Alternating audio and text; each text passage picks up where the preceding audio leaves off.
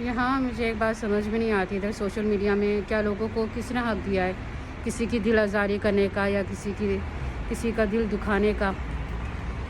میں نے بہت دفعہ اپنی کچھ ویڈیوز میں بھی بولا تھا کہ اگر آپ کسی کے بارے میں کچھ اچھا نہیں بول سکتے تو آپ کو اس کے بارے میں کچھ بھی برا بولنے کا بھی کسی نے کوئی حق نہیں دیا ہوا آپ کو، ٹھیک ہے؟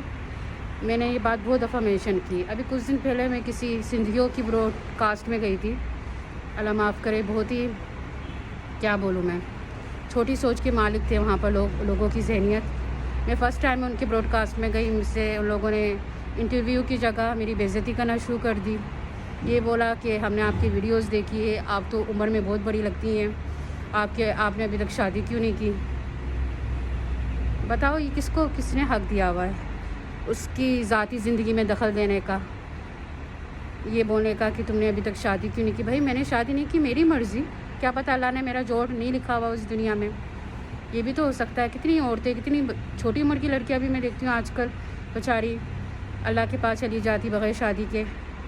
تو ہر کسی کا نصیب اللہ نے لکھا ہوا ہوتا ہے، اب ہر کسی کی تو دنیا میں شادیاں نہیں ہوتی نا۔ ایک تو یہ بول کر میری دل آزاری کی ان گھٹیا لوگوں نے، اور اس کے بعد پھر دوبارہ پھر کیا بول رہے، جب میں نے ان کو جواب دیا تو آگے سے پھر مجھے انہی میں سے کسی چیپ اور گھٹیا انسان نے پھر آگے سے بولنا شروع کر دیا کہ ہم نے آپ کی ویڈیوز دیکھی ہے، جم والی بھی، آپ جم بھی کرتی ہیں، آپ اتنا جم کرتی ہے اس کے باوجود آپ پتلی نہیں ہو رہی۔ تو مجھے سمجھ میں نہیں آتا میں کیا آپ کے باپ کا کھاتی ہوں جو آپ لوگوں کو فکر ہو گئی کہ میرا وزن کم کیوں نہیں ہو رہا؟ میں آپ کے باپ کا کھاتی ہوں یا آپ لوگوں سے مانگ کے کھا رہی ہوں؟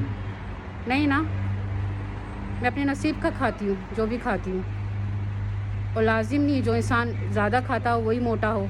کچھ لوگ میری طرح بھی ہوتے ہیں جو بیچارے ٹینشن سے، اسٹریس سے بھی ان کا جسم کم نہیں ہوتا بلکہ پھولتا ہے، ان کے کچھ ایشوز ہوتے ہیں ہیلتھ، اس کی وجہ سے بھی ان کو موٹاپا ہوتا ہے۔ لازم نہیں جو انسان زیادہ کھاتا پیتا ہو وہی موٹا ہو، اور آپ لوگوں کو کسی نے حق نہیں دیا ہوا کسی کی بھی باڈی شیمنگ کرنے کے لیے۔ اس کا کرائم، یہ کرائم ہے یہاں پر، اتنے جاہل لوگوں کو یہ بھی نہیں پتہ۔